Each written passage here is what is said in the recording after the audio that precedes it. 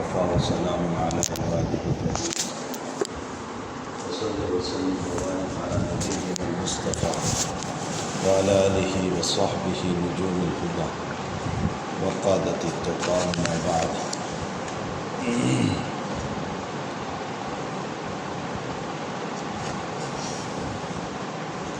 في السند المتصل قال المصنف رحمه الله تعالى: باب القراءة والعرض على المحدث.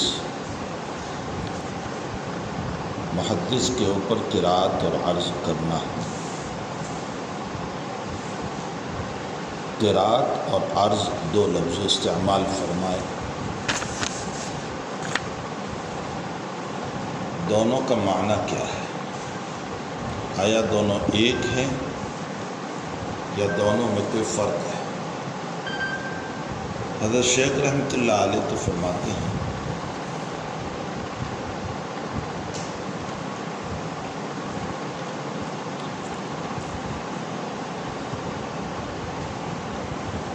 کہ قاری جب قراءت کرتا ہے، روایت کو پڑھتا ہے، تو قاری کے حق میں قراءت ہے. مثلاً میں پڑھ رہا ہوں ابھی قال حدثنا، تو یہ میرے باب میں تو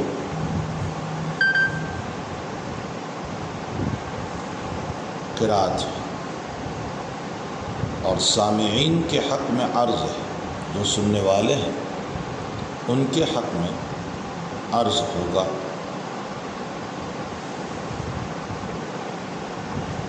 حافظ ابن حجر عسقلانی رحمۃ اللہ علیہ فرماتے ہیں کہ قراءت کا لفظ عام ہے اور عرض کا معنی خاص معنی ہے، اور وہ معنی یہ ہے کہ شیخ کی جو روایتیں میں نے لکھی ہیں، استاد سے جو روایتیں میں نے لکھی، میں ان لکھی ہوئی روایتوں کا مقابلہ کروں کسی اور سے. مثلاً یہ کہ آپ نے بھی انہی سے پڑھا، میں نے بھی انہی سے روایت کی، تو میں اپنی روایتوں کو آپ کی روایتوں کے ساتھ ملاؤں، اس کو عرض کہا جاتا ہے. یہاں بھی صاحب نے مطلب بیان فرمایا. لیکن علامہ کرمانی رحمۃ اللہ علیہ، علامہ قسطلانی رحمۃ اللہ علیہ فرماتے ہیں کہ عرض کا عطف قراءت پر عطف الخاص سے علی العام کی قبیل سے.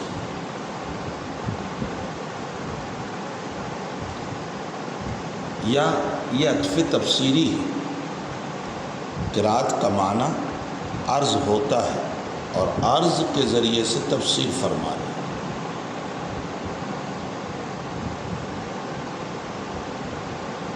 اور معنی اس کا ہوتا ہے قراءت التلمیذ علی الاستاذ، یعنی قراءت کا معنی پڑھنا اور اسی کی تفسیر کی عرض سے. اور یہ بتایا کہ طالب علم جب استاذ پر پڑھے گا، جیسے تم میرے سامنے عبارت پڑھ رہے ہو، اس کو کہا جاتا ہے عرض، قراءت التلمیذ علی الشیخ، طالب علم کا پڑھنا استاذ کے سامنے. اسی لیے خطیب بغدادی رحمۃ اللہ علیہ نے فرمایا العرض هو القراءۃ علی المحدث. عرض نام ہے قراءت علی المحدث کا، استاذ کے سامنے پڑھنے کا. حافظ ابن صلاح رحمۃ اللہ علیہ، علامہ عراقی رحمۃ اللہ علیہ، امام نووی رحمۃ اللہ علیہ، شیخ الاسلام ابن تیمیہ رحمۃ اللہ علیہ، ابن شہاب زہری رحمۃ اللہ علیہ، حضرت الامام مالک رحمۃ اللہ علیہ، حضرت عروہ اور حضرت معمر نے بھی اس کو جائز کہا ہے کہ قراءت التلمیذ علی الشیخ جائز ہے. طالب علم پڑھے، استاذ سنے. اصل دو طریق ہوتے ہیں. ایک ہے قراءت الشیخ علی التلمیذ، استاذ پڑھے طالب علم کے ساتھ، اور ایک ہوتا ہے قراءت التلمیذ علی الشیخ، یہاں قراءت التلمیذ علی الشیخ کے مسئلے کو بیان فرماتے ہیں اس باب سے، اور اسی کو عرض کہا جاتا ہے، اور یہ سارے اکابر اس کے جواز کے قائل ہیں، بلکہ ائمہ اربعہ رحمہم اللہ تعالیٰ بھی اس کے جواز کے قائل ہیں۔ امام بخاری رضی اللہ تعالیٰ عنہ بھی اس کے جواز کے قائل ہیں۔ ہاں البتہ بعض اکابر قراءت التلمیذ علی الشیخ کو منع فرماتے تھے۔ مثلا امام بخاری رحمۃ اللہ علیہ کے استاذ ابو عاصم نبیل، اسی طرح امام وقیع بن الجراح، عبد الرحمن بن سلام، یہ لوگ قراءت التلمیذ علی الشیخ کو یعنی طالب علم کا پڑھنا استاذ کے سامنے اس کو منع کرتے تھے۔ امام بخاری رحمۃ اللہ علیہ ان کی تردید کرتے ہوئے اس بات کے ذریعے سے اس کا جواز پیش فرماتے ہیں کہ قراءت التلمیذ علی الشیخ جائز ہیں، اور اسی کو قراءت کہا جاتا ہے، اسی کو عرض کہا جاتا ہے۔ سمجھ میں آیا؟ یہ تو ہو گیا امام بخاری رضی اللہ تعالیٰ عنہ کے باب کا مقصد۔ اب ایک تقریر اور سنو۔ ایک ہے قراءت الشیخ علی التلمیذ، استاذ کا پڑھنا طالب علم کے سامنے، اور ایک ہے قراءت التلمیذ علی الاستاذ، طالب علم کا پڑھنا استاذ کے سامنے۔ آیا اس میں افضل طریق کون سا ہے؟ قراءت الشیخ افضل ہے یا قراءت التلمیذ افضل ہے؟ اس سلسلے میں اکابر کی مختلف رائے ہیں۔ جمہور اہل مشرق کی رائے تو یہ ہے کہ قراءت الشیخ افضل ہے۔ اسی کو علامہ ابن تیمیہ رحمۃ اللہ علیہ نے اور بھی بعض اکابر سے، بلکہ امام ابو حنیفہ سے قول یہ نقل کیا کہ قراءت الشیخ افضل ہے۔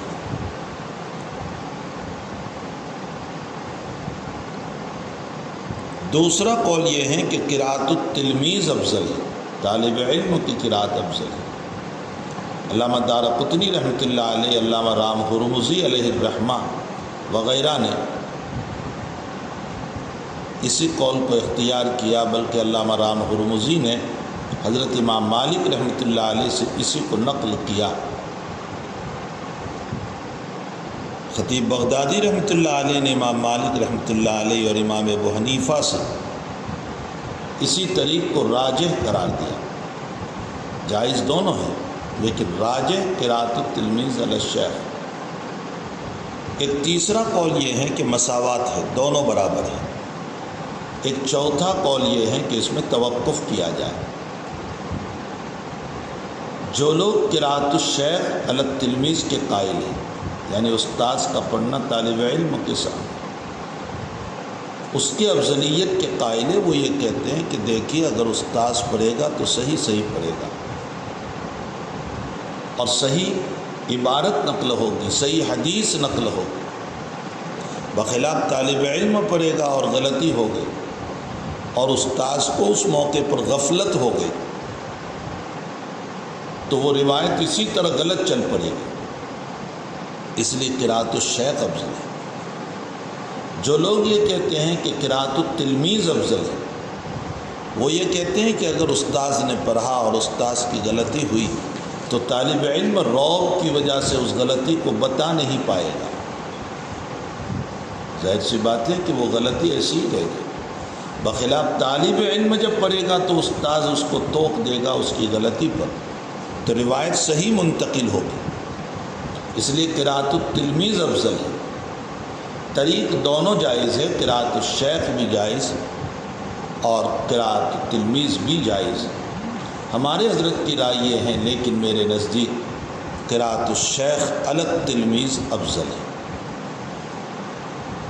اس کی وجہ یہ ہے کہ اللہ نے بولا جبریل کے سامنے، اور اللہ گویا کہ علم دے رہا ہے، اور جبریل بولے نبی علیہ السلام کے سامنے، پڑھا جبریل نے نبی کے سامنے اقرأ بسم ربک الذی خلق، اور اس کے علاوہ بھی بے شمار وحی جو اتری، اور نبی علیہ السلام نے پڑھا صحابہ کے سامنے، اور صحابہ نے پڑھا تابعی کے سامنے، تو یہ سلسلہ اگر آپ دیکھیں تو شیخ کا پڑھنا ثابت ہوا تلمیذ کے سامنے، اس لیے افضل قراءت الشیخ علی التلمیذ ہے، باقی طریق دونوں جائز ہیں، قراءت الشیخ علی التلمیذ بھی جائز ہے، قراءت التلمیذ علی الشیخ بھی جائز ہے۔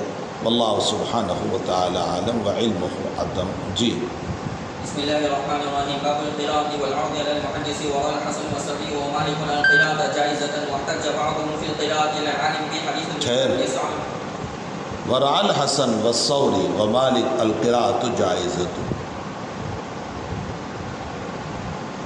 حضرت حسن بصری رحمۃ اللہ علیہ، سفیان ثوری رحمۃ اللہ علیہ، امام مالک رحمۃ اللہ علیہ فرماتے ہیں کہ قراءۃ التلمیذ علی الشیخ جائز ہے۔ یہاں القراءۃ جائزہ کا معنی قراءۃ التلمیذ علی الشیخ۔ جی واحتج بعضهم في القراءة على العالم بحديث الإمام ابن اور سعد بعضوں نے استدلال کیا قراءۃ التلمیذ علی العالم پر، یعنی قراءۃ التلمیذ علی الشیخ پر زمام ابن ثعلبہ رضی اللہ تعالیٰ عنہ والی روایت سے جو آ رہی ہے، اسی باب میں آ رہی ہے آگے زمام کی روایت، اس سے استدلال کیا۔ یہ بعض استدلال کرنے والے کون ہیں؟ واحتج بعضهم، دیکھو محشی علامہ ما بین السطور لکھتے ہیں حمیدی، ارے اوپر لکھا ہوا ہے حمیدی، جو امام بخاری رحمۃ اللہ علیہ کے استاذ ہیں، لیکن حقیقت یہ ہے کہ حاکم کی روایت سے پتہ چلتا ہے کہ نہیں، یہ حمیدی نہیں ہے بلکہ ابو سعید حداد ہے۔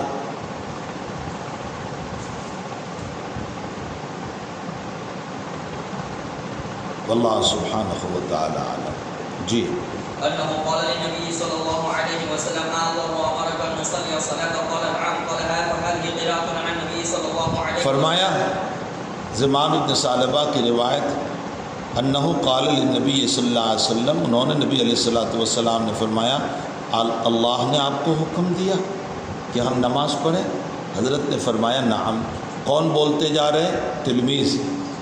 حضرت تو صرف نعم کہتے جا رہے ہیں، تو قراءۃ التلمیذ علی الاستاذ ہو گیا۔ بخاری کہتے ہیں قراءۃ التلمیذ علی الاستاذ جائز ہے۔ یہ ابو عاصم نبیل وغیرہ جو منع فرماتے تھے ان کی تردید کر دی۔ جی قال فهذه قراءة عن النبي صلى الله عليه وسلم۔ هذه قراءة علی النبی صلی اللہ علیہ وسلم، یہ حضور کے اوپر قراءت ہو گئی، تو قراءۃ التلمیذ علی الاستاذ ہو گئی۔ جی أخبر الإمام قومه بذلك فأجازوه واحتج اور حضرت زمام رضی اللہ تعالیٰ عنہ ان باتوں کو لے کر پھر اپنی قوم کے پاس گئے، جو کچھ نبی علیہ السلام سے گفتگو ہوئی، اور اپنی قوم کو جا کر بتایا۔ تو یہاں جب قوم کے سامنے پڑھ رہے ہیں تو کون پڑھ رہے ہیں؟ زمام۔ تو زمام استاذ ہوئے، فَأَجَازُوهُ، انہوں نے اس کو صحیح معنی قراءۃ الشیخ علی التلمیذ بھی ہو گیا، قراءۃ التلمیذ علی الشیخ بھی ہے، اور قراءۃ الاستاذ علی التلمیذ بھی ہے۔ جی واحتج مالك بسقط يقرأ امام مالک رحمۃ اللہ علیہ نے عرض کے جواز پر، یعنی قراءۃ التلمیذ کے جواز پر سقط سے استدلال کیا۔ سقط کیا ہوتا ہے؟ سقط کا معنی چیک، یہ چیک کا معرب ہے سقط۔ اس کا دوسرا نام ہمارے وہاں شہادت نامہ۔ آپ کو کسی مسئلے میں گواہ بنایا اور وہ شہادت نامہ لکھا گیا، مثلا یہ کہ یہ زمین ہم نے خریدی، یہ مکان ہم نے خریدا، یا فلاں مسئلہ ہے اس کے اندر آپ گواہ ہیں، اب وہ سارا لکھا گیا، لکھنے والا کوئی اور ہے، اس نے آپ کے سامنے پڑھا، آپ نے نہیں پڑھا، وہ لکھنے والا ہے وہ پڑھ رہا ہے، آپ نے تو صرف سن لیا، قرات ہو گئی۔ لیکن جب کورٹ میں گواہی دینے کا موقع آئے گا تو آپ کہو گے اشہدنا، ہم گواہی دیتے ہیں، یہ یعنی گویا یہ ہمارا لکھا ہوا ہے، تو لکھنے والا پڑھنے والا کوئی اور تھا، اس پر آپ اشہدنا بول رہے ہیں۔ اسی طرح طالب علم نے پڑھا اور استاذ نے سنا تو اس کے بعد پھر حدثنا بول سکتے ہیں، اس پر سمجھ میں آیا۔ یہ ہے استدلال قراءت واحتج مالک بالسقط۔ جی یقرأ علی القوم، وہ قوم پر پڑھا جاتا ہے، یعنی جو گواہ ہیں ان پر پڑھا جاتا ہے. فیقولون، پھر جب وہ گواہی دیتے ہیں تو وہ کہتے ہیں اشہدنا فلان، ہم کو فلانے نے گواہ بنایا، یعنی ہم اس مسئلے میں گواہ ہیں. جی. ويقرأ على المقرئ فيقول القارئ أقرأني فلان. اور ایک مثال دیتے ہیں وَيُقْرَأُ عَلَى الْمُقْرِئِ، استاذ کے سامنے آپ ہی لوگ تو پڑھتے ہیں. ارے طالب علم ہی تو قرأت کرتا ہے حدراً یا تدویراً، جس طرح بھی ہو، لیکن بعد میں جب آپ نقل کرتے ہیں طالب علم تو آپ کیا بولتے ہیں؟ کہتے ہیں اقرانی فلان، فلاں استاذ نے مجھ کو پڑھایا.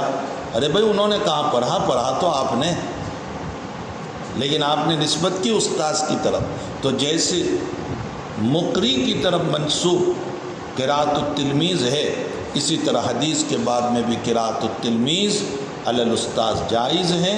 طالب علم پڑھے گا، بعد میں جب حدیث کو بیان کرے گا تو حدثنا اخبرنا یہ بول سکتا ہے اور کہے گا فلاں استاذ نے ہم کو حدیث پڑھائی، اگرچہ پڑھی آپ نے. جی. وبه قال حدثنا محمد بن سلام قال حدثنا محمد بن الحسن الواسطي عن عوف عن الحسن قال لا باس بالقراءة على العالم. لا باس بالقراءة على العالم. حضرت بصری رحمۃ اللہ علیہ فرماتے ہیں کہ قراءت علی العالم یعنی قراءت علی الشیخ پر کوئی حرج نہیں ہے. جی. وحدثنا عبيد الله بن موسى عن سفيان قال إذا قرأ على المحدث فلا بأس أن يقول حدثني. قال وسمعت أبا عاصم يقول عن مالك وسفيان القراءة على العالم وقراءته سواء. سفیان ابن عیینہ فرماتے ہیں، یہ سفیان ابن عیینہ ہے.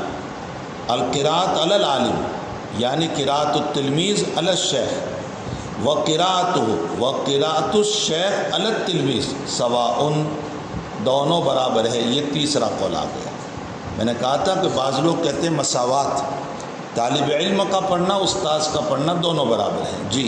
وبه قال حدثنا عبد الله بن يوسف قال حدثنا يحيى بن سعيد والمقبري عن شريك بن عبد الله بن ابي نمر انه سمع. میں پہلے بھی بتا چکا ہوں کہ سعید مقبوری کو سعید مقبوری اس لیے کہتے ہیں کہ وہ قبرستان کے قریب رہتے تھے، یا حضرت عمر رضی اللہ تعالیٰ عنہ نے ان کو قبر کھودنے کے کام پر مقرر فرمایا تھا. جنت البقیع میں قبر کھودنے کا کام فرماتے تھے یا جنت البقیع کے قریب رہتے تھے.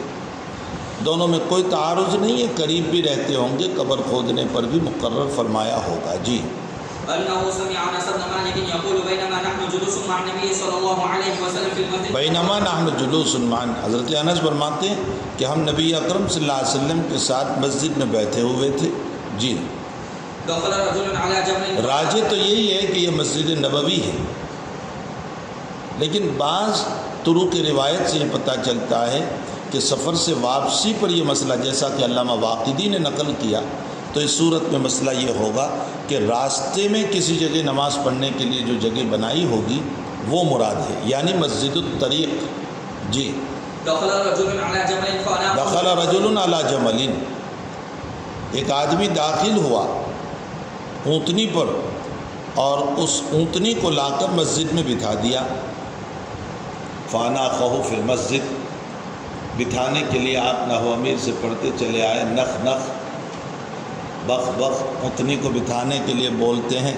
اصل میں یہ اناخ ینیخ اناختن سے ہیں.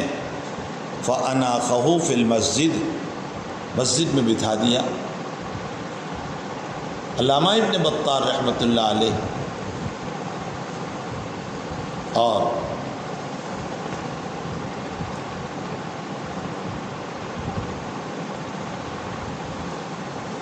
خطیب بغدادی رحمۃ اللہ علیہ نے اس سے استدلال فرمایا کہ دیکھو اونٹنی کو مسجد میں لا کر بٹھایا، ظاہر سی بات ہے کہ اونٹنی نے مسجد میں پیشاب بھی کیا ہوگا، پخانہ بھی کیا ہوگا. معلوم ہوتا ہے معقول اللحم کا پیشاب اور مینگنی پاک ہے. اس سے استدلال کیا. فانا خہو فی المسجد، جس جانور کا گوشت کھایا جاتا ہے اس کا پیشاب اور مینگنی پاک ہے، لیکن اناخہ فی المسجد سے یہ لازم نہیں آتا کہ عین مسجد میں بٹھایا، بلکہ مسند احمد، دارمی اور ابو داؤد شریف کی روایت سے معلوم ہوتا ہے فَأَنَاخَهُ عَلَى بَابِ الْمَسْجِدِ، اس کو بٹھایا مسجد کے دروازے پر. معلوم ہوتا ہے کہ باہر جو میدان تھا اس میدان میں بٹھایا تھا، نہ کہ مسجد میں بٹھایا. تو سمجھ میں آیا باقی معقول اللحم کے اوپر جو مسئلہ ہے، جو گفتگو ہے، امام بخاری رحمۃ اللہ علیہ اس کو آگے کتاب الوضو میں لائیں گے، اور کتاب الغسل میں وہیں پر کچھ گفتگو ہوگی اس پر انشاءاللہ تعالی۔ جی ثم عقله ثم قال لهم أيكم محمد فاناخوا فی المسجد ثم عقلہ، اور پھر اونٹنی کو وہاں باندھ دیا۔ زمام ابن ثعلبہ رضی اللہ تعالیٰ عنہ کی آمد نبی اکرم صلی اللہ علیہ وسلم کی خدمت میں کب ہوئی ہے؟ بعض کہتے ہیں سن ہجری 5 میں، بعض کہتے ہیں سن ہجری 7 میں، اور بعض کہتے ہیں کہ سن ہجری 9 میں۔ قبیلہ حوازن کے مسلمان ہونے کے بعد، اور قبیلہ حوازن مسلمان ہوا ہے سن ہجری 8 کے اختتام پر، تو اس کے بعد زمام کی آمد ہوئی تھی۔ جی فاناخہ فی المسجد، چلیے۔ ثم عقله ثم قال لهم أيكم محمد النبي صلى الله عليه وسلم ایکم محمد، تم میں محمد کون ہے؟ والنبی صلی اللہ علیہ وسلم متقی بین ظہرانے، اور نبی علیہ السلام لوگوں کے درمیان تیگ لگا کر بیٹھے تھے۔ معلوم یہ ہوتا ہے کہ اگر کوئی بڑا آدمی مجلس میں تیگ لگا کر بیٹھے تو اس کا جواز ہے، اگر یہ صحیح نہ ہوتا تو نبی اکرم صلی اللہ علیہ وسلم تیگ لگا کر کیسے بیٹھتے؟ جی فقلنا هذا الرجل الأبيض المتقي، ہم نے کہا هذا الرجل الابيض المتقی، یہ جو سفید سے آدمی نظر آ رہے ہیں نا تیگ لگا کر بیٹھے ہوئے، اور بعض روایتوں میں ہے کہ یہ سرخ اور سفیدی والے آدمی، اور جس سفیدی میں سرخی ملی ہوئی ہے وہ خوبصورتی بڑی اچھی ہوا کرتی ہے۔ فرمایا یہ آدمی ہیں جو بڑے خوبصورت ہیں اور تیگ لگا کر بیٹھے ہیں۔ جی فقال له الرجل يا ابن عبد المطلب، فقال له الرجل، اس آدمی نے آ کر کہا یا ابن عبد المطلب، اے عبد المطلب کے بیٹے۔ اصل میں عبداللہ اتنے مشہور نہیں تھے، عبد المطلب بہت مشہور تھے، دادا بہت مشہور تھے، عبداللہ اتنے مشہور نہیں تھے۔ عبد المطلب ابرہہ والے واقعے میں سے بھی مشہور تھے، پھر خانہ کعبہ کے وہ متولی تھے، پاسبان تھے، اس سے بھی وہ مشہور تھے، پھر مکہ کے بروں میں سے تھے، اس لیے بھی وہ مشہور تھے۔ تو اسی شہرت کی بنیاد پر حضرت دادا کی طرف لوگ زیادہ منسوب کرتے تھے، یا ابن عبد المطلب، اے عبد المطلب کے بیٹے، بلکہ خود نبی اکرم صلی اللہ علیہ وسلم نے بھی اپنے آپ کو دادا کی طرف منسوب کیا ہے، انا ابن عبد المطلب، انا النبی لا کذب، انا ابن عبد المطلب، میں نبی ہوں، جھوٹا نہیں ہوں، میں عبد المطلب کا بیٹا ہوں۔ اور پوتا بھی بیٹے کے درجے میں ہوتا ہے، اسی لیے میراث میں اگر بیٹا نہ ہو تو بیٹے کی جگہ پر پوتے کو میراث ملتی ہے، تو پوتا بھی بیٹے کی جگہ پر ہوتا ہے۔ اس لیے حضرت نے اپنے آپ کو منسوب کیا انا النبی لا کذب، انا ابن عبد المطلب۔ یہاں بھی زمام نے ابن عبد المطلب کہا، کہنا تو چاہیے تھا یا رسول اللہ یا نبی اللہ، لیکن چونکہ زمام دیہاتی تھی اور دیہاتی لوگوں میں آداب کم ہوتے ہیں، دیہاتی لوگ جو ہوتے ہیں ان میں آداب کم ہوتے ہیں، مولوی صاحب بول دیتے ہیں، مولوی صاحب اور کیا کیا بول دیتے ہیں، حنیف بھائی بول دیتے ہیں، تو یہ دیہاتی لوگ ہوا کرتے ہیں۔ میں ایک مرتبہ ایک جگہ بیان کے لیے گیا تھا، مغرب کے بعد ہم نے کھانا کھایا، پھر ایک جگہ چائے کی دعوت تھی، ہم چائے پینے گئے، تو ایک بڑے میاں تھے ہمارے ساتھ، ان کے بھتیجے بہت بڑے علامہ تھے، بہت بڑے علامہ، انتقال کر گئے، حضرت شیخ رحمۃ اللہ علیہ کے اجل خلفاء میں سے تھے۔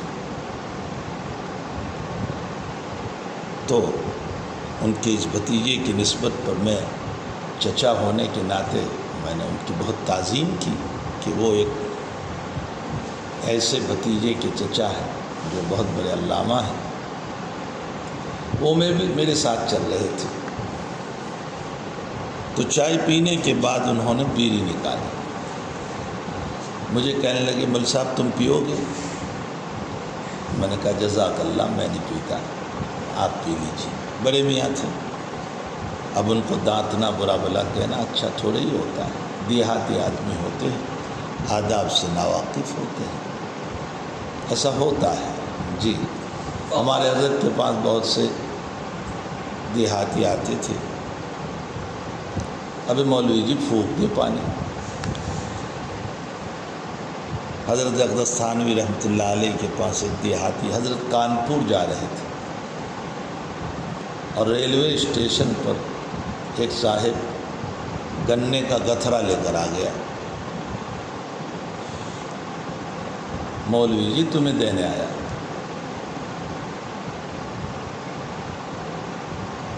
تو حضرت فرماتے میں تو سفر میں جا رہا ہوں، کیا کروں گا اسے؟ کہنا لے لے اس کو۔ تو حضرت فرمائے رکھ دے۔ کہنے لگے کہاں رکھوں؟ تو حضرت نے فرمایا میرے سر پر رکھ۔ تو واقعتاً اس نے اٹھا کر کے حضرت کے سر پر رکھ دیا، دیہاتی ہوتے۔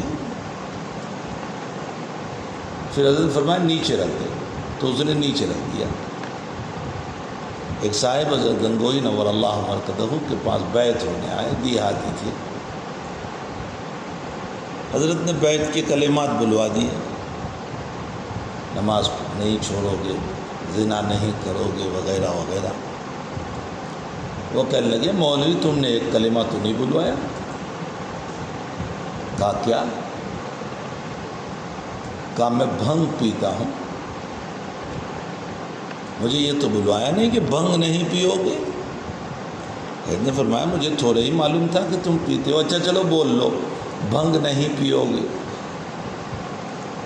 کچھ وقت کے بعد وہ پھر حضرت کو ملنے آئے اور چونی پیش کی ہدیے میں۔ اس زمانے میں چونی کی بڑی قیمت تھی،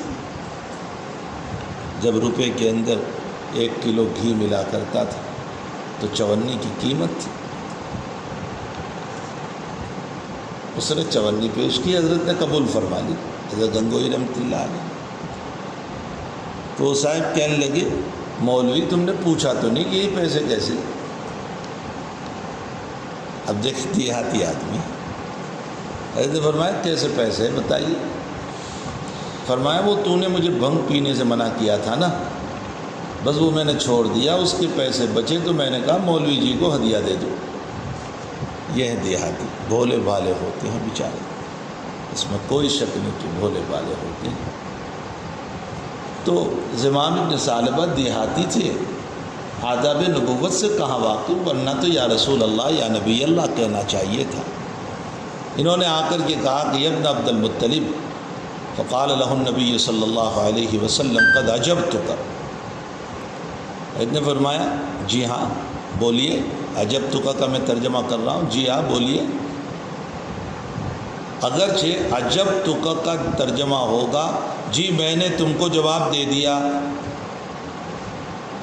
بعض تو کہتے ہیں کہ حضرت نے یہ جملہ اس لیے فرمایا عجبتک کہ حضرت کو ناگواری ہوئی ان کے اس طرح کلمہ کے بولنے پر۔ یا ابن عبد المطلب، حضرت کو ناگواری ہوئی تو آپ نے فرمایا قد عجبتک، بس میں نے جواب دے دیا۔ جیسے ہوتا ہے نا کوئی ہمارے ساتھ اس طرح بے تکا انداز میں پیش آئے تو ہم کہتے بس رہنے دو، لیکن بھائی نبی کے اخلاق کریمہ سے یہ بات بہت بعید ہے کہ نبی علیہ الصلوۃ والسلام اس طرح فرما دے۔ بعضوں نے کہا کہ اصل میں وہ آئے اور آنے کے بعد صحابہ کرام کو جو سوال کیا تھا نا کہ تم میں محمد کون ہے، ایکم محمد، تو صحابہ کرام نے فرمایا ھذا الرجل الابیض المتقی، ارے وہ جو خوبصورت آدمی بیٹھے ہیں ٹیک لگا کر وہ ہے محمد صلی اللہ علیہ وسلم۔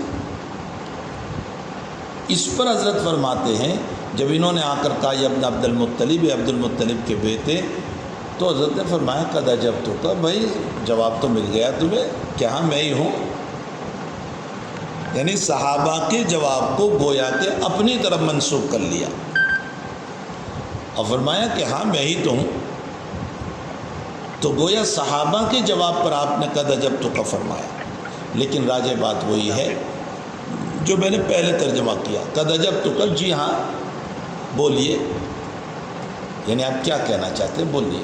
جی گویا حضرت جواب دے رہے ہیں، جی فقال له الرجل إني أسألك فمشدد عليك في المسألة فلا تو تجد اس آدمی نے کہا کہ میں آپ سے سوال کروں گا اور مشدد علیک فی المسئلہ، اور سوال میں کچھ سختی کروں گا آپ پر۔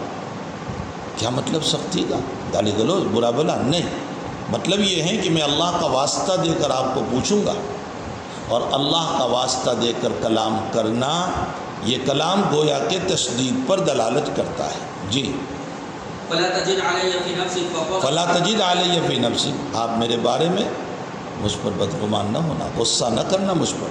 جی فقال صل عما بدا لك حضرت نے فرمایا صلی اللہ بدا لے، بھائی جو دل میں آئے پوچھ لے۔ جی فقال أسألك بربك ورب من قبلك الله ورسلك إلى الناس فرمایا میں تم سے سوال کرتا ہوں تمہارے رب کے واسطے سے اور اس رب کے واسطے سے جو تم سے پہلے لوگوں کا بھی رب ہے، اللہ ارسلک الی الناس کلہم، اللہ نے آپ کو سارے لوگوں کی طرف نبی بنا کر بھیجا۔ حضرت نے فرمایا اللہم نعم، یہ اللہم برکتاً، چونکہ زمام نے سوال میں اللہ کا لفظ استعمال فرمایا تو نبی علیہ السلام نے بھی جواب میں اللہ کا لفظ استعمال کیا۔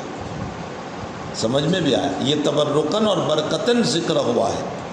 آپ نے فرمایا نعم، تو دیکھو زمام بولتے جا رہے ہیں اور حضرت تو صرف نعم کہتے جا رہے ہیں، تو قراءۃ التلمیذ علی الشیخ، سمجھ میں بھی آیا؟ جی فقال أنشدك بالله يا الله أمرك أن تصلي الصلوات الخمس في اليوم میں تمہیں اللہ کا واسطہ دے کر سوال کرتا ہوں کہ کیا اللہ تعالیٰ نے آپ کو یہ حکم دیا کہ 5 وقت کی نماز پڑھی جائے؟ فرمایا اللہم نعم۔ جی فقال أنشدك بالله يا الله أمرك أن تصوم هذا الشهر من السنة فقال الله یعنی سال میں ایک مرتبہ روزے رکھے جائیں، آپ نے فرمایا اللہم نعم۔ جی قال أنشدك بالله يا الله أمرك أن تأخذ هذه الصدقة من أغنيائنا فتقسمها على فقرائنا فقال النبي صلى الله کیا عليه اللہ وسلم نے آپ کو حکم دیا کہ ہمارے مالداروں سے صدقے کو لیا جائیں اور ہمارے فقراء پر تقسیم کیا جائے؟ حضرت نے فرمایا نعم اللہم نعم۔ فقال الرجل آمنت بما جئت به، فرمایا میں ایمان لے آیا ان باتوں کے اوپر جن باتوں کو لے کر آپ تشریف لائے۔ یہاں پہلا سوال تو یہ ہے کہ حج کا ذکر نہیں آیا۔ بھئی آپ رسول بنا کر کے آئے اور نماز، روزہ، زکوٰۃ، حج کا ذکر نہیں آیا۔ بدر الدین درکشی رحمۃ اللہ علیہ تو فرماتے ہیں کہ حج ایک مشہور و معروف مسئلہ تھا، اس لیے حضرت نے ذکر نہیں فرمایا۔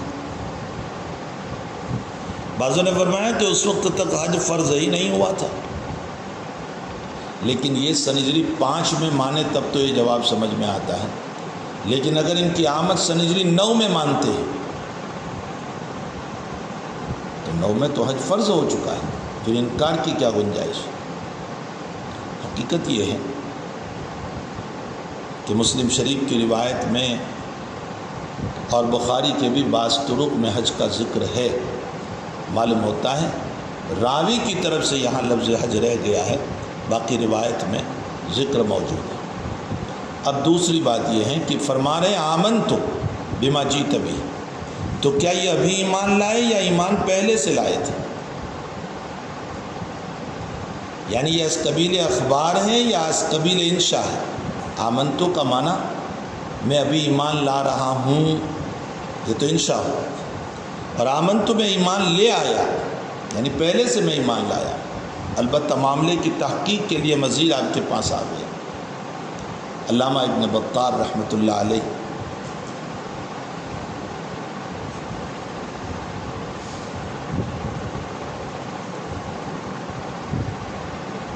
قاضی یاد رحمۃ اللہ علیہ فرماتے کہ یہ اس قبیل اخبار ہے، خبر دے رہے۔ فرمایا تبھی تو اس حدیث شریف سے قراءۃ التلمیذ علی الاستاذ پر استدلال ہوگا۔ اگر وہ ابھی تک ایمان نہیں لائے تھے تو غیر مسلم کے قول سے کیسے استدلال ہوگا؟ کچھ سمجھ میں بھی آیا۔ علماء نے اس سے اور بھی ایک استدلال فرمایا، علو سند پر۔ اگرچہ آپ کو کوئی روایت پہنچ چکی ہے لیکن آپ سند عالی کے ذریعے سے اس روایت کو مزید حاصل کرنا چاہتے ہیں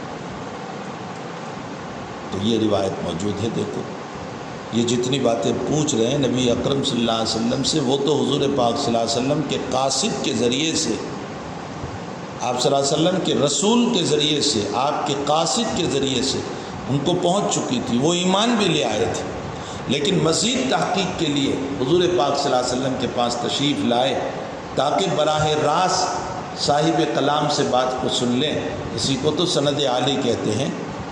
اس سے یہ معلوم ہوا کہ سند عالی کے حصول کے لیے کوشش کرنا چاہیے، جیسے اس روایت سے معلوم ہوا۔ آمنت بما جئت بہ وانا رسول من ورائی اور من قومی، اور پیچھے میری قوم ہے اور میں ان کا قاصد بن کر کے آیا ہوں، اور میں زمام ابن ثعلبہ ہوں۔ میرا تعارف یہ ہے کہ اخو بنی سعد بن بکر ہے۔ جی ورواه موسى وعلي بن عبد الحميد عن سليمان عن ثابت عن انس النبي صلى الله عليه وسلم بهذا. وبه قال حدثنا موسى بن اسماعيل قال حدثنا سليمان بن المغيرة قال حدثنا ثابت عن انس قال نهينا في القرآن ان نسأل النبي صلى الله عليه وسلم. نهينا في القرآن، ہمیں قرآن میں منع کر دیا گیا تھا نبی علیہ الصلوۃ والسلام کو سوال کرنے سے۔ یا ایھا الذین آمنوا لا تسألوا عن اشیاء ان تبد لکم تسؤکم، نبی سے ایسے سوال نہ کرو کہ اگر نبی کوئی جواب دے دے تو تمہیں برا معلوم ہو۔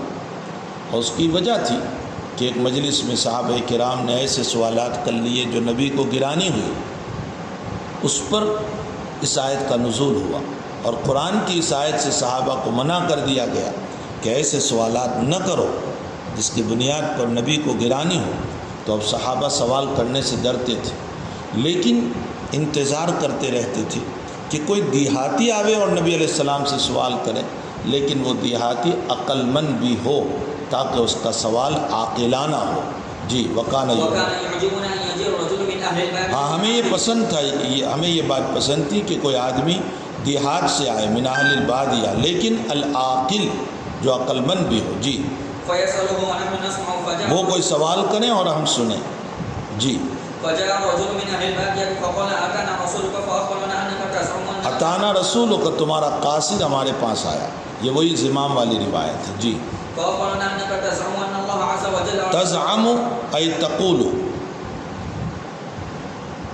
اس نے آ کر ہمیں یہ بتایا کہ آپ یہ فرماتے ہیں، تقولو کا معنی۔ جی اللہ نے آپ کو رسول بنا کر بھیجا، فرمایا صدقہ، میرے قاصد نے صحیح کہا۔ جی پوچھ رہے ہیں آسمان کو کس نے پیدا کیا؟ فرمایا اللہ نے، زمین پہاڑ اللہ نے۔ ومن جعل فیہا المنافع، منافع جو اس کے اندر ہے کس نے پیدا کیا؟ فرمایا نبی علیہ السلام نے، اللہ عز و جل۔ جی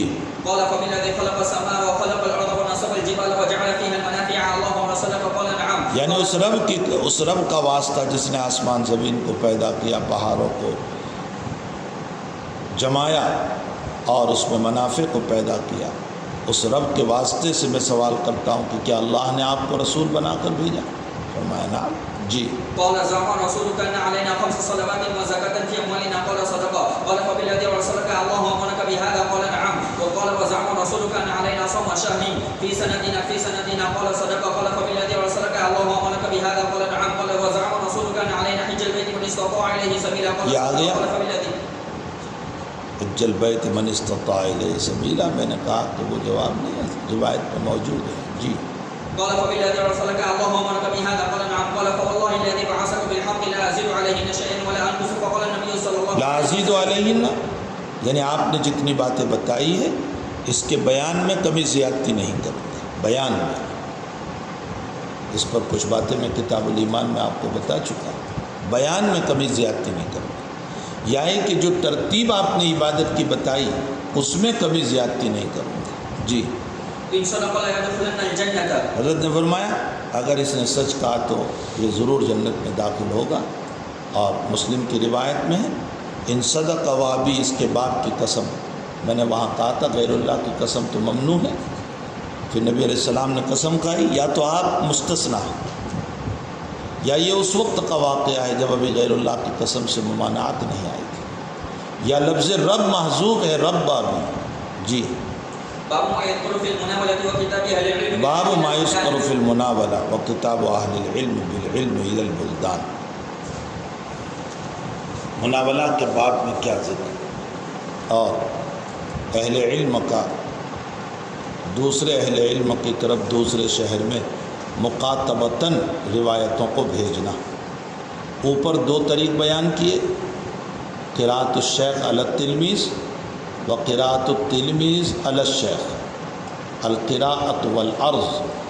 تو القراءۃ، قراءت کی تفسیر عرض سے کر دی اور بتا دیا کہ قراءۃ التلمیذ علی الشیخ بھی جائز ہے اور قراءۃ الشیخ علی التلمیذ بھی جائز ہے۔ تو اب دو طریقے اور بیان فرماتے ہیں حدیث مبارکہ کو بیان کرنے کے، ایک ہے مناولہ اور ایک ہے مقاتبہ۔ مناولہ نول سے ہے، نول کا معنی ہوتا ہے دینا۔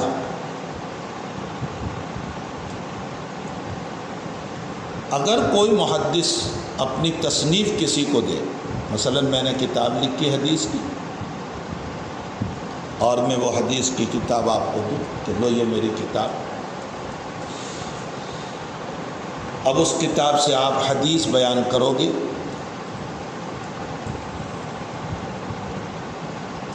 تو آیا آپ اس کتاب سے حدیث بیان کر سکتے ہیں؟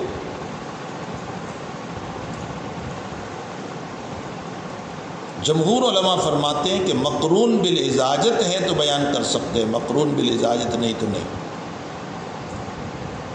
یعنی میں نے آپ کو اپنی تصنیف دی اور ساتھ ساتھ آپ کو اجازت دی کہ آپ اس میں سے حدیث بیان کریں، تو آپ میری طرف منسوب کر کے اس حدیث کو بیان کر سکتے ہیں۔ اور اگر میں نے کتاب تو دی لیکن اجازت نہیں دی تو اس صورت میں آپ حدیث شریف کو بیان نہیں کر سکتے۔ ایک دوسرا طریق ہے مقاتبہ، جو بخاری نے وَكِتَابُ أَهْلِ الْعِلْمِ بِالْعِلْمِ إِلَى الْبُلْدَانِ، مقاتبہ کا معنی ہوتا ہے میں نے آپ کو حدیث شریف لکھ کر بھیجی، خط لکھا آپ کو اور اس خط کے اندر میں نے کچھ حدیثیں لکھ کر کے آپ کو بھیجی۔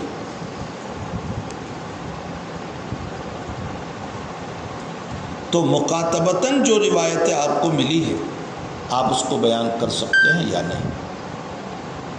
جمہور علماء کرام فرماتے ہیں کہ آپ اس کو بیان کر سکتے ہیں، چاہے مقرون بالاجازت ہو یا مقرون بالاجازت نہ ہو، اس لیے کہ میرا آپ کو لکھ کر کے بھیجنا یہ گویا کہ اجازت ہے۔ تصنیف اور چیز ہے جو مناولہ میں ہے، مقاتبہ اور ہے۔ ہاں ایک ذرا سا اختلاف یہ ہے کہ آپ جب مقاتبہ حدیث کو بیان کرو گے، یعنی میں نے جو آپ کو خط میں لکھ کر بھیجی اس کو جب آپ بیان کرو گے تو کیسے بیان کرو؟ ایوب سختیانی رحمۃ اللہ علیہ اور بعض اکابر فرماتے ہیں کہ حدثنا بولیں گے، بس صرف حدثنا یا اخبرنا، لیکن اکثر علماء فرماتے ہیں کہ آپ جب مقاتبہ روایت کو پیش کرو گے تو یوں کہو گے حدثنا مقاتبتاً، اخبرنی مقاتبتاً، یعنی مجھے یہ روایت کی اجازت ہے کتابتاً، مقاتبہ کے طریق پر۔ تو یہ دو طریق حضرت امام بخاری رضی اللہ تعالیٰ عنہ اس میں پیش فرماتے ہیں۔ جی وقال انس، حضرت انس رضی اللہ تعالیٰ عنہ فرماتے ہیں کہ حضرت عثمان رضی اللہ تعالیٰ عنہ نے مصائف یعنی قرآن کریم کو لکھوایا۔ سب سے پہلے قرآن جمع ہوا صدیق اکبر رضی اللہ تعالیٰ عنہ کے زمانے میں، جب مسیلمۃ الکذاب کے ساتھ جنگ یمامہ ہوئی اور اس میں قریباً 700 یا اس سے زیادہ صحابہ شہید ہو گئے، تو حضرت عمر کو یہ فکر لاحق ہوئی کہ اگر اسی طرح سینے میں قرآن چلا گیا تو پھر قرآن کا کیا ہوگا۔ آپ نے صدیق سے اصرار فرمایا، یہاں تک کہ حضرت صدیق اکبر رضی اللہ تعالیٰ عنہ کو شرح صدر ہوا اور آپ نے جمع قرآن کا حکم دیا زید بن ثابت رضی اللہ تعالیٰ عنہ کو، جو کاتب وحی تھے۔ لیکن یہ قرآن جو جمع ہوا اس میں ترتیب سور اس طرح نہیں تھی جو آپ کے سامنے ہے، اس کے علاوہ بھی بہت ساری باتیں تھیں، مختلف قرأتیں بھی اس میں تھیں۔ یہ ایک نسخہ تیار ہو کر کے ابو بکر صدیق رضی اللہ تعالیٰ عنہ کے پاس، اور پھر آپ کے بعد حضرت عمر کے پاس، اور حضرت عمر کے بعد حضرت حفصہ رضی اللہ تعالیٰ عنہ کے پاس آیا۔ حضرت عثمان رضی اللہ تعالیٰ عنہ کے دور میں قبائل کے اختلاف لسان کی وجہ سے آپس میں جھگڑے ہونے لگے، اختلاف قرات کی وجہ سے، اور پھر چونکہ قرآن عرب سے عجم میں بھی پہنچ چکا تھا، اس لیے اب ضرورت تھی کہ ان قراتوں میں سے کسی ایک قرات کے اوپر اتفاق کر کے قرآن کریم کو لکھا جائے۔ آپ نے 4 صحابہ کرام کو حکم دیا، حضرت زید بن ثابت رضی اللہ تعالیٰ عنہ، حضرت عبد الرحمن ابن زبیر رضی اللہ تعالیٰ عنہ، حضرت عبد الرحمن ابن حارث رضی اللہ تعالیٰ عنہ، اور سعید بن عاص رضی اللہ تعالیٰ عنہ، اور یہ فرمایا کہ دیکھو جب تمہیں کسی لفظ میں اختلاف ہو جائے کہ بھئی یہ لفظ یہاں لیا جائے یا نہیں، تو اس اختلاف کے موقع پر لسان قریش کو ترجیح دینا کہ یہ لفظ قریش میں کیسے بولا جاتا تھا، اسی طرح وہ لفظ وہاں لکھنا، اس لیے کہ قرآن کریم کا نزول اصلاً لسان قریش پر ہوا ہے۔ کچھ سمجھ میں بھی آ رہا ہے۔ آپ نے 4 نسخے تیار کروائے، ایک تو اب مدینے میں رکھا، اور ایک شام بھیجا، اور ایک کوفہ بھیجا، اور ایک بصرہ بھیجا۔ بعضوں نے کہا اس سے بھی زائد نسخے لکھوائے تھے، اس پر تفصیلی گفتگو امام بخاری رضی اللہ تعالیٰ عنہ خود کتاب التفسیر میں باب جمع القرآن مستقلاً باب قائم فرمائیں گے، وہاں اس پر کچھ باتیں آئے گی۔ یہاں میں نے اجمالاً ذکر کر دیا، چونکہ یہاں حضرت انس فرماتے ہیں کہ حضرت عثمان رضی اللہ تعالیٰ عنہ نے قرآن کریم کے نسخ کو لکھوایا اور ان کو بھیجا آفاق کا معنی وہی شام، بصرہ، کوفہ وغیرہ۔ جی، تو یہ جو بھیجا تھا، ظاہر سی بات ہے کہ یہ مناولہ کی شکل ہو گیا۔ ارے اپنا نسخہ بھیجا، یہ مناولہ کی، گویا شیخ نے کتاب دی اور ساتھ ساتھ یہ کہا کہ اسی پر پڑھنا ہوگا اور دوسرے نسخ نہیں، تو یہ مقرون بالاجازت ہو گئی۔ معلوم یہ ہوتا ہے کہ اگر شیخ اپنی تصنیف دے، کتاب دے اور مقرون بالاجازت ہے، تو پھر آپ اس کتاب کے ذریعے سے آپ اس کتاب کے اندر کی روایتوں کو بیان کر سکتے ہیں۔ جی، یہ عبداللہ ابن عمر رضی اللہ تعالیٰ عنہ صحابی رسول ہے، یا عبداللہ ابن عمر العمری ہے۔ بعضوں کی رائے یہ ہے کہ عبداللہ ابن عمر العمری ہے، جو یحییٰ ابن سعید سے چھوٹے ہیں۔ حافظ ابن حجر کی رائے یہ ہے کہ یہ عبداللہ ابن عمر رضی اللہ تعالیٰ عنہ ہے۔ جی، عبداللہ ابن عمر، یحییٰ ابن سعید اور امام مالک رحمۃ اللہ علیہ نے اس کو جائز قرار دیا، یعنی مناولہ کو جائز قرار دیا۔ جی، واحتج بعض اہل الحجاز، یہ اہل حجاز سے مطلب علامہ حمیدی ہے جو بخاری کے استاد ہے، جنہوں نے مناولہ میں اس کے جواز پر استدلال فرمایا بحدیث النبی صلی اللہ علیہ وسلم، اس حدیث شریف سے، حیث کتب لامیر السریہ کتاباً، آپ نے ایک سریے کے امیر کو ایک خط لکھ کر کے دیا تھا اور یوں کہا تھا کہ لا تقرأوا، اس کو نہ پڑھنا، حتیٰ تبلغ مکان قضا و قضا، یہاں تک کہ فلاں جگہ پر جاؤ، وہاں جا کر کے پھر اس کو کھولنا اور پھر اس کو پڑھنا۔ فلما بلغ ذلك المکان، جب اس جگہ پر پہنچے، قرأہ علی الناس، تو لوگوں کے سامنے پڑھا گیا۔ جو اپنے رفقا تھے، وَأَخْبَرَهُمْ بِأَمْرِ النَّبِيِّ صلی اللہ علیہ وسلم، اور اس خط کے اندر جو نبی علیہ السلام کا حکم تھا وہ اس کو بتایا۔ اس کی تفصیل علامہ ابن اسحاق رحمۃ اللہ علیہ نے اپنی تاریخ میں، اور امام بیہقی رحمۃ اللہ علیہ نے اس پورے واقعے کو نقل کیا ہے۔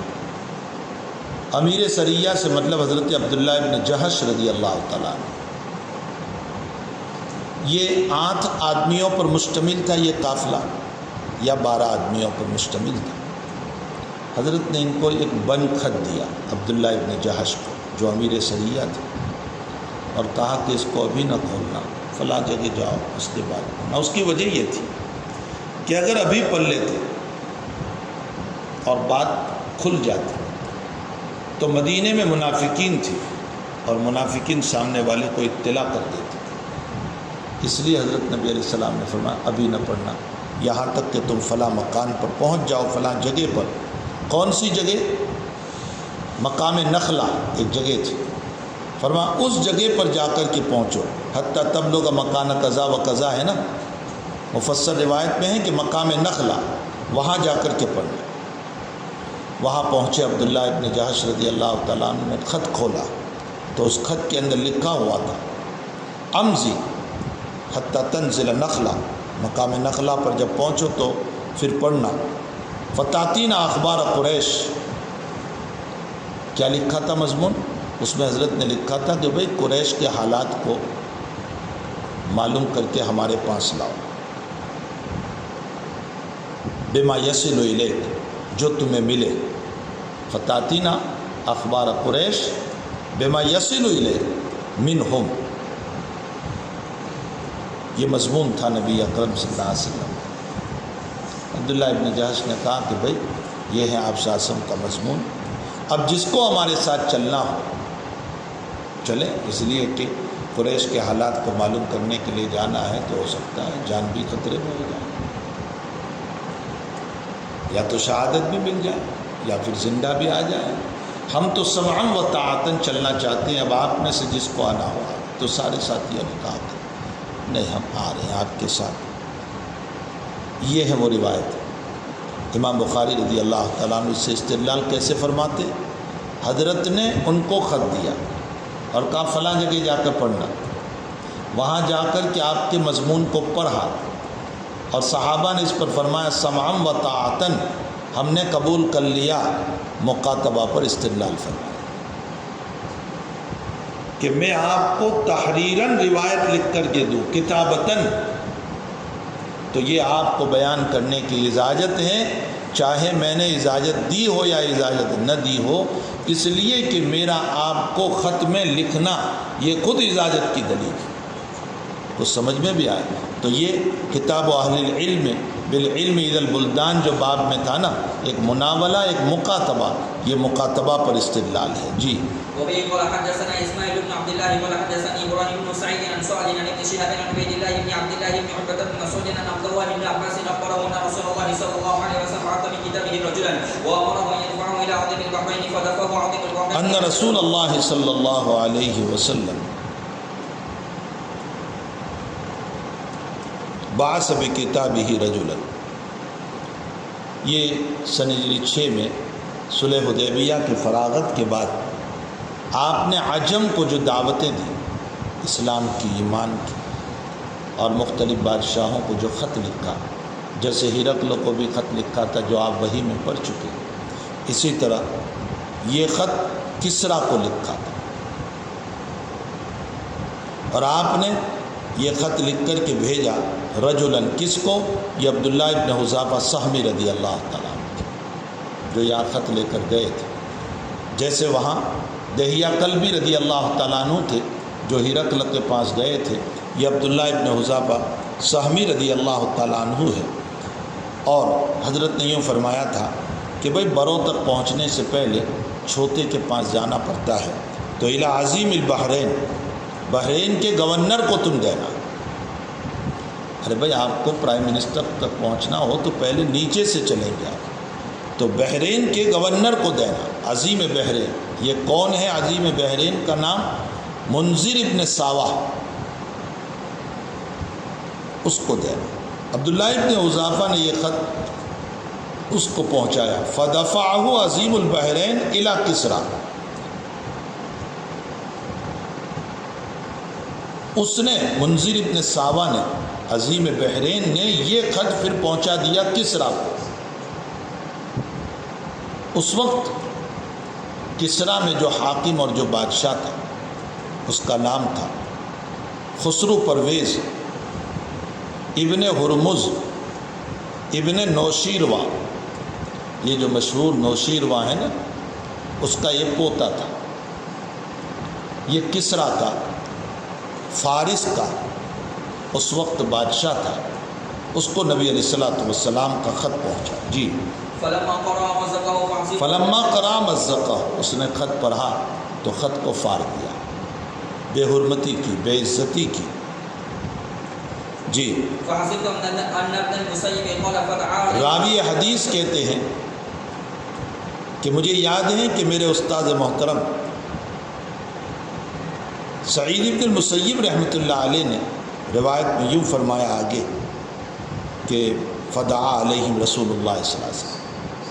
لفظ دعا جب اعلیٰ سے استعمال ہو تو بد دعا کے معنی میں، حضرت نے اس کے لیے بد دعا فرمائی۔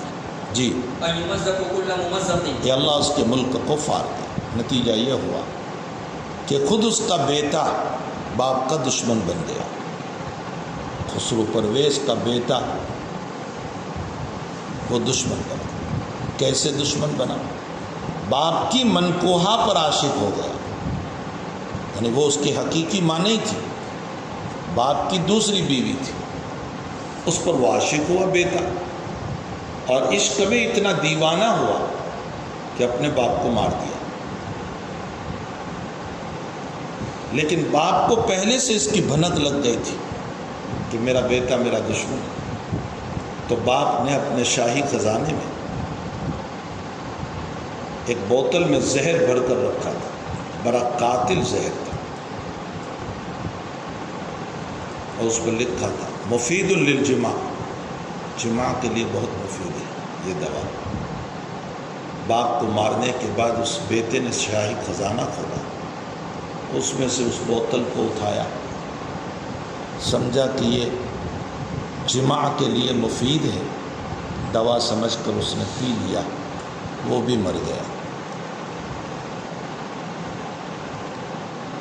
اب خسرو پرویز کی بیٹی کو بادشاہ بنایا گیا۔ نبی علیہ الصلوۃ والسلام کو جب اس بات کا علم ہوا تو آپ نے ارشاد فرمایا کیف یفلح قوم ولوا امرهم امرأة، وہ قوم کیسے کامیاب ہو سکتی ہے جس کی امارت اور سرداری عورت کے ہاتھ میں، جو نقصان عقل و دین ہے، وہ حکومت کامیاب نہیں ہو سکتی۔ یہ ہے یمزق کل ممزق، اس کے ملک کے ٹکڑے ٹکڑے ہو گئے، اس لیے کہ اس نے نبی اکرم صلی اللہ تعالیٰ علیہ وسلم کی مبارک نامے کی توہین کی۔ اس کے مقابلے میں ہرقل وہاں میں بتا کر آیا، وہ اگرچہ ایمان نہیں لایا لیکن اس نے والا نامے کی توہین نہیں کی، بلکہ اس کا احترام کیا، سونے کی نلکی میں اس کو رکھا، بہت احترام کیا، تو اس کا ملک برقرار رہا۔ دنیا کے اعتبار سے تو بہرحال اس کو فائدہ رہا، ایمان تو نہیں لایا لیکن دنیا کے اعتبار سے جب والا نامے کی توہین پر یہ مسئلہ ہوا کرتا ہے تو سنتوں کی مذاق پر کیا مسئلہ؟ الامان الحفیظ۔ اس لیے سنتوں کی تمسخر اور سنتوں کی مذاق سے اپنے آپ کو بہت بچایا جائے۔ واللہ سبحانہ وتعالی عالم۔ امام بخاری رضی اللہ تعالیٰ عنہ تو اس سے مکاتبہ پر استدلال فرماتے ہیں کہ حضرت نے خط لکھ کر بھیجا تھا۔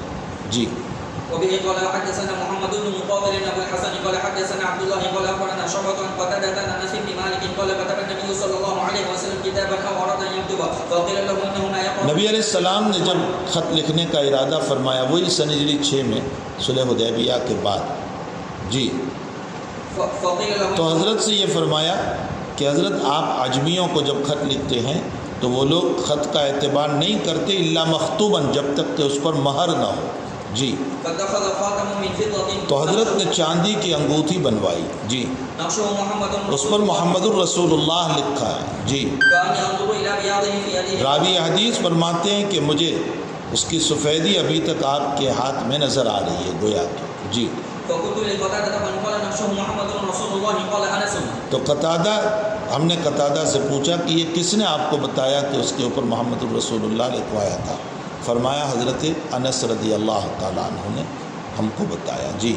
باب من قعد حيث ينتهي المجلس ومن رأى فرجة في الحلقة فجلس فيها وبه قال حدثنا باب من قعد حيث ينتهي به المجلس ومن رأى فرجة في الحلقة فجلس فيها، جو آدمی بیٹھ جائے جہاں مجلس کا اختتام ہو اور جس نے بیچ میں جگہ دیکھی وہ وہاں جا کر کے بیٹھ جائے۔ امام بخاری رضی اللہ تعالیٰ عنہ ایک ادب بیان فرماتے ہیں درس کا، کہ اگر درس شروع ہو گیا اور سارے لوگ بیٹھ گئے اور آپ بعد میں آئے تو آپ کو چاہیے کہ پیچھے بیٹھ جائیں، اب اپنی جگہ پر نہ آئیں، پیچھے بیٹھ جائیں اپنی جگہ، حیث ینتہی بہ المجلس۔ لیکن ساتھ ساتھ ایک بات اور بڑھا دی، البتہ آگے جگہ چھوڑی ہے کسی نے، ومن رأى فرجہ فی الحلقہ، تو پھر اس صورت میں آپ بیچ میں آ جائیں، کوئی حرج نہیں۔ کچھ سمجھ میں آئے؟ اگر آگے جگہ ہیں، یہی مسئلہ جمعہ کے دن بھی ہے، اگر آگے جگہ موجود ہے اور لوگ پیچھے بیٹھے ہیں تب تو آپ آگے آ سکتے ہیں، لیکن اگر آگے جگہ نہیں ہے تو تخطی رقاب کرتے ہوئے آگے نہ آئیں، اس لیے کہ یہ لوگوں کو تکلیف ہوگی اور لوگوں کو تکلیف پہنچانے سے منع کیا گیا، اس لیے پیچھے جہاں جگہ مل جائیں وہیں پر آپ بیٹھ جائیں۔ واللہ سبحانہ وتعالی عالم، جی۔ وبه قال حدثنا اسماعيل قال حدثني مالك عن اسحاق بن عبد الله عن ابي طلحه ان ابا هريره مولى عقيل بن ابي طالب اخبره عن ابي واقد الليثي ان رسول الله صلى الله عليه وسلم بينما هو جالس في المسجد والناس معه اذا قال ثلاثه نفر فاقبل اثنان، حضرت جابر بن سمورہ رضی اللہ تعالیٰ عنہ فرماتے ہیں، كنا اذا اتينا النبي صلی اللہ علیہ وسلم جلس احدانا حیث ینتہی مجلس۔ جابر بن سمورہ فرماتے ہیں ہم حضور کی مجلس میں آتے تھے تو ہم بیٹھ جاتے تھے اختتام مجلس میں، آگے نہیں جانے کی کوشش کرتے تھے۔ کچھ سمجھ میں آیا؟ اور بعض روایتوں میں ہے من تخطى حلقۃ قوم بغیر اذنہ فہو عاصم، جس نے تخطی رقاب کرتے ہوئے آگے آیا اجازت کے بغیر۔ اجازت کے بغیر کا مطلب یہ ہے، ایک تو یہ ہے کہ واقعتاً آپ صدر جلسہ ہے یا آپ کوئی بڑے ہیں اور آپ کے لیے آگے جلسہ جگہ ہے، یا یہ ہے کہ آپ پیچھے بیٹھ گئے اور ایک بڑے آدمی ہیں اور آگے سے آپ کو بلایا جا رہا ہے کہ آپ آگے آ جائیں، تب تو اس صورت میں آپ کو آگے آنے میں کوئی حرج نہیں۔ سمجھ میں آئے؟ بغیر اذنہم کا یہ مطلب من تخطى، جس نے تخطی رقاب کرتے ہوئے حلقۃ قوم بغیر اذنہ، بغیر اذن، وہ گنہگار ہوگا۔ اس سے ایک مسئلہ یہ بھی معلوم ہوا کہ اگر آگے سے بلایا جا رہا ہے تو آپ کو اجازت ہے، یا آپ کے لیے جگہ ہے تو آپ کو اجازت ہے، یا یہ ہے کہ آگے جگہ خالی ہے تو آپ کو اجازت ہے۔ لیکن اس روایت میں جعفر بن زبیر ایک متکلم فی راوی، جعفر بن زید ایک متکلم فی راوی، جس کی بنیاد پر اس روایت پر کلام ہے، جی۔ أخبره عن أبي واقد الليثي أن رسول الله صلى الله عليه وسلم بينما هو جالس في المسجد والناس معه إذا قال ثلاثة نفر فأقبل اثنان إلى رسول الله صلى الله عليه وسلم اذ اقبل ثلاثة نفر، تین افراد آئے، جی۔ فأقبل اثنان إلى رسول الله صلى الله عليه وسلم، دو تو رسول اللہ صلی اللہ علیہ وسلم کی مجلس کی طرف متوجہ ہوئے اور ایک چلا گیا، جی۔ قال فوقف على رسول الله صلى الله عليه وسلم وہ دو آئے اور مجلس پر کھڑے ہو گئے حضور پاک صلی اللہ علیہ وسلم کے پاس، جی۔ فأما أحدهما فرأى فرجة في الحلقة فجلس فيها وأما الآخر فجلس خلفه وأما الثالث فأدبر ذاهبا. روایت میں ہے اما احدهما، ان میں سے ایک نے فرآ فرجتن فی الحلقہ، آگے جگہ دیکھی تو حلقے میں آ کر بیٹھ گیا، اور وہ اما الآخر، اور دوسرا جو ہے فجلس خلفہ، پیچھے بیٹھ گیا، واما الثالث فادبر، اور تیسرا چلا گیا. جی فلما فرغ رسول الله صلى الله عليه وسلم قال جب نبی علیہ الصلوۃ والسلام اپنے کلام سے فارغ ہوئے تو آپ نے ارشاد فرمایا جی قال الا اخبركم عن نفر ثلاثه فاما میں ان تینوں سے متعلق بتاؤں تمہیں. جی اما احدهم فوى الى الله فآواه الله واما ان میں سے ایک فآوى الى الله فآواه اللہ، وہ اللہ کے پناہ کی طرف آیا، اللہ نے بھی اس کو پناہ دی. آوا پناہ دینا. یہ کون ہے جو بیچ میں آیا؟ فرجہ، جگہ خالی دیکھی اس میں آ کر بیٹھ گیا. جی اور دوسرا جس نے حیا کی، اللہ نے بھی اس سے حیا کی. اب ان دونوں میں افضل کون؟ جو بیچ میں آ کر بیٹھا وہ، یا جو پیچھے بیٹھا؟ اصل میں استحیا کا معنی کیا ہے؟ کہ اس نے حیا کی تو اللہ تعالیٰ نے بھی اس سے حیا کی. قاضی یاز رحمۃ اللہ علیہ تو فرماتے ہیں کہ آگے آنے سے حیا کی اس نے. سمجھ میں آ رہا؟ آگے آنے سے حیا کی. لیکن حافظ ابن حجر عسقلانی رحمۃ اللہ علیہ فرماتے ہیں کہ نہیں، اس کا دل بھی مائل ہوا تھا جانے کی طرف کہ وہ چلا جائے، لیکن پھر اس کو حیا بیٹھ گیا. معلوم ہوتا ہے استحیا من الذہاب. دیکھو دونوں میں فرق ہے. آگے آنے کا مسئلہ نہیں، اس کا دل بھی جانے کو کر رہا تھا. اور حافظ صاحب رحمۃ اللہ علیہ نے استدلال کیا ایک روایت سے کہ وہ کچھ قدم چلا بھی تھا جانے کے لیے، پھر بیٹھ گیا. معلوم ہوتا ہے کہ استحیا عن الذہاب. ظاہر سی بات ہے کہ جو پہلے مجلس میں آ گیا وہ اللہ کی پناہ میں گویا کہ رحمت میں آ گیا، اور اللہ کی رحمت میں آنے والا افضل ہے اس کے مقابلے. اس سے یہ معلوم ہوتا ہے کہ جگہ ہو تو آگے آنا چاہیے، ورنہ پھر پیچھے بیٹھ جانا چاہیے. جی اور تیسرا جو تھا اس نے اعراض کیا، اللہ تعالیٰ نے بھی اس سے اعراض کیا، یہ چلا گیا. یہ کون تھا؟ بعض اکابر فرماتے ہیں کہ وہ منافق تھا.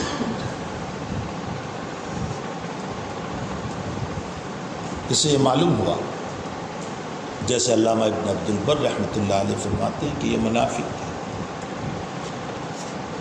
لیکن یہ جانا تب جب کہ بلا وجہ تھا، اور اگر کوئی وجہ تھی اور چلا جائے تو اس میں گنجائش ہے. مثلا یہ کہ ایک بیان ہو رہا ہے اور آپ کو اچانک کوئی عذر پیش آیا اور آپ اس عذر کی وجہ سے جا رہے ہیں، وہ اس میں داخل نہیں. اور ایک یہ ہے کہ اپنی شان شوکت، یہ تو اعراض سا ہو گیا، تو سمجھ میں بھی آیا. جی باب قول النبي صلى الله عليه وسلم رب مبلغ او عام سامع وبه قال حدثنا مسدد. باب رب مبلغ او عام سامع، کبھی کبھی پہنچایا ہوا یہ سامع سے زیادہ محفوظ رکھنے والا ہوتا ہے. یہ حدیث کے الفاظ ہیں جس کو امام بخاری رضی اللہ تعالیٰ عنہ نے باب بنایا، اور یہ الفاظ کتاب الحج میں آئیں گے.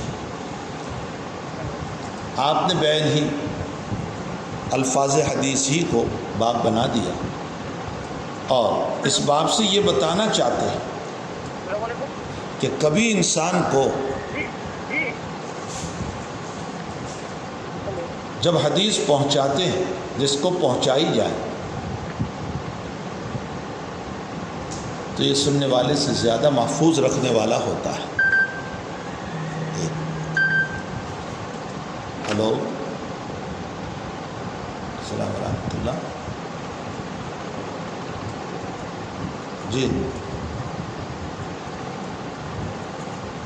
اور سبق مجھے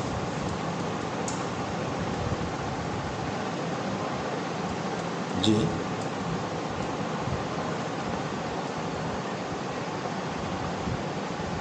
ہاں کراوی دو ہمણાં જ કરાવી દો.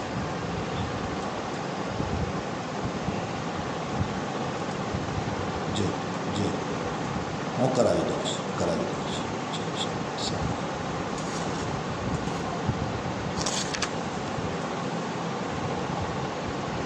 اللہ.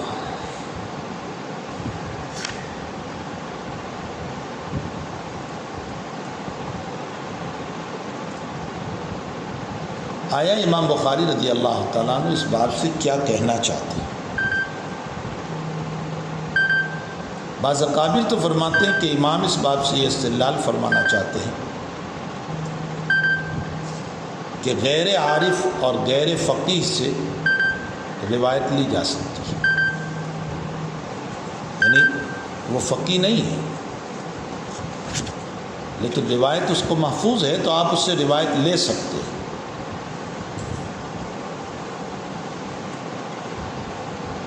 علامہ ابن عدی رحمۃ اللہ علیہ فرماتے ہیں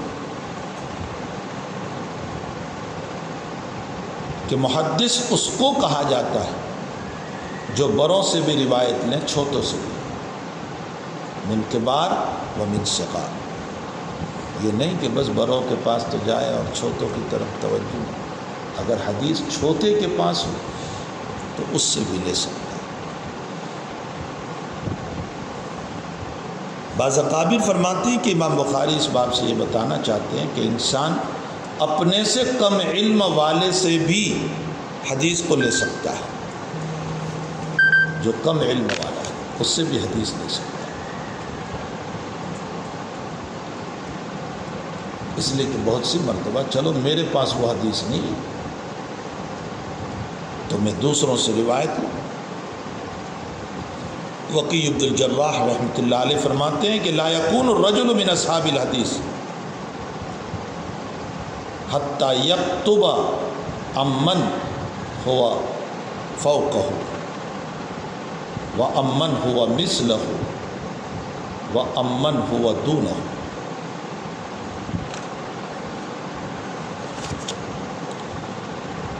اصحاب حدیث میں سے نہیں ہو سکتا انسان جب تک کہ وہ بڑے سے، اپنے کے برابر سے اور اپنے سے چھوٹے سے روایت نہ لے. معلوم یہ ہوتا ہے کہ چھوٹوں کے پاس بھی علم ہو تو اس صورت میں ان سے اخذ حدیث کرنا چاہیے. اس لیے کہ بہت سی مرتبہ رب مبلغ عوام انسان سننے والے سے زیادہ جس کو پہنچایا جائے وہ زیادہ محفوظ رکھنے والا ہوتا ہے. اللہ سبحانہ و تعالی. جی وبه قال حدثنا مسدد قال حدثنا بشر قال حدثنا ابن عون عن ابن سيرين عن عبد الرحمن بن ابي بكر عن ابيه قال ذكر النبي صلى الله عليه وسلم قال على بعيره وامسك انسان بخطومه او بزمامه. قعد على بعيره، حضرت اپنی اونٹنی پر سوار ہوئے اور ایک انسان نے اونٹنی کی نکیل کو پکڑ رکھا تھا. یہ پکڑنے والا کون تھا؟ بعضوں نے کہا کہ حضرت بلال رضی اللہ تعالیٰ، بعضوں نے کہا عمرو بن خارجہ رضی اللہ تعالیٰ. راجح قول یہ ہے کہ خود راوی حدیث ابو بکرہ رضی اللہ تعالیٰ عنہ تھے.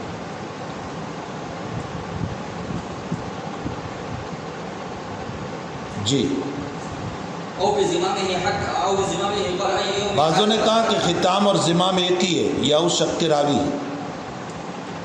اور بعضوں نے کہا کہ ختام اس نکیر کو کہتے ہیں جس کے ذریعے سے اونٹنی کو لے کر چلتے ہیں،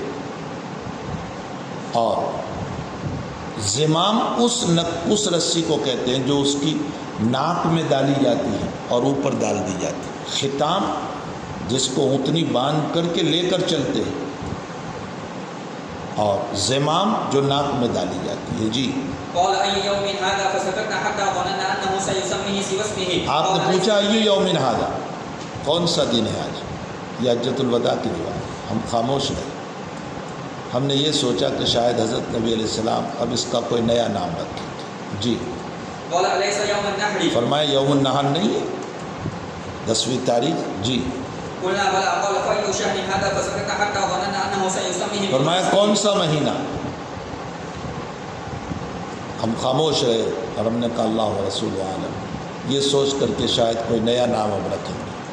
آپ نے فرمایا ذی الحجہ نہیں ہے جی. قلنا بلى قال فإن دماءكم وأموالكم وأعراضكم. یہاں سوال یہ ہے کہ یہاں تو روایت میں ہے فسقطنا، ہم خاموش رہے. بعض روایتوں میں اللہ و رسول عالم تھا. عبداللہ ابن عباس کی روایت میں ہے کہ ہم نے کہا کہ یوم النحر، تو وہاں صراحتاً ہے کہ صحابہ نے کہا تھا. ایک جواب اس کا یہ دیا گیا کہ بہت ممکن ہے کہ جس طرف ابو بکرہ تھی اس طرف تو خاموشی تھی، اور جس طرف ابن عباس تھے اس طرف میں لوگوں نے جواب دیا ہو. ایسا ہوتا ہے، بہت بڑا مجمع ہوتا ہے، ادھر سے کوئی بولتا ہے ادھر خاموش رہتے ہیں. لیکن بے حقیقت یہ ہے کہ حضرت عبداللہ ابن عباس رضی اللہ تعالیٰ عنہما کی روایت میں اجمال ہے، اس روایت میں تفصیل ہے. وہ جو ابن عباس کی روایت میں ہے یوم النحر، وہ اصل میں حضور پاک صلی اللہ علیہ وسلم نے جب فرمایا تو اس پر صحابہ نے جو کہا تھا نعم، اس کو تعبیر کر دیا گیا جی. تمہارا خون، تمہارا مال اور تمہاری عزت تمہارے درمیان ایسے حرام ہے جیسے تمہارا یہ دن، تمہارا یہ مہینہ اور تمہارا یہ شہر یعنی مکہ شہر کی حرمت. خون، مال اور عزت اس کی حرمت اعلیٰ ہے اس کے مقابلے میں. لیکن کبھی کبھی اعلیٰ کو ادنا کے ساتھ اس لیے تشبیہ دی جاتی ہے کہ وہاں کوئی حکمت مضمر ہوتی ہے. وہاں حکمت یہ تھی کہ ان لوگوں کے نزدیک اس مہینے کی عزت بہت زیادہ تھی. اشہر حرم میں سے تھا نا ذی الحجہ. مکے کی حرمت بہت زیادہ تھی، یوم النحر کی حرمت بہت زیادہ تھی، اور جان مال کی تو ان کے نزدیک کوئی حرمت تھی ہی نہیں. اس لیے نبی علیہ الصلاۃ والسلام نے اس کی عظمت کو بتانے کے لیے اعلیٰ کو ادنا کے ساتھ تشبیہ جی. فلیبلغ الشاہد، یہ ہے باب سے مناسبت جی. ہر حاضر غائب کو پہنچا دے جی. فإن الشاہد عسیٰ ان یبلغ من هو او عامل، اس لیے کہ کبھی کبھی شاہد بہت ممکن ہے